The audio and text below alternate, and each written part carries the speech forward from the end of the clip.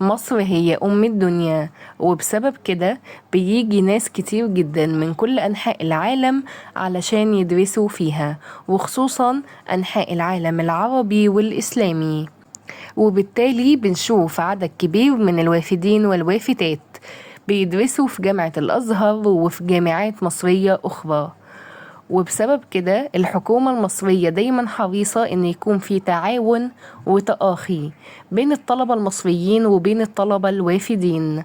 والمسابقة اللي احنا هنتكلم عنها النهاردة هي واحدة من اهم الخطوات اللي بتنمي روح التآخي بين المصريين والوافدين، وهي مسابقة ثقافة بلادي.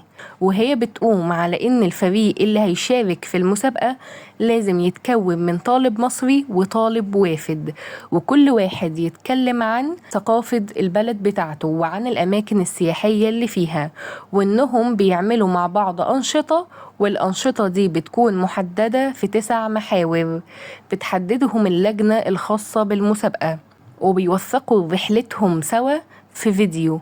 وفي النهاية بيكون في جوائز مادية، ولكن الجائزة الحقيقية في مسابقة زي كده مش في النهاية، ولكنها في الرحلة وفي العلاقة اللي بتقوم بين الطالب المصري وبين الطالب الوافد. والحقيقة إن الحاجات الصغيرة دي بتساهم بشكل كبير في العلاقات الدبلوماسية الطيبة بين مصر وبين الدول الأخرى.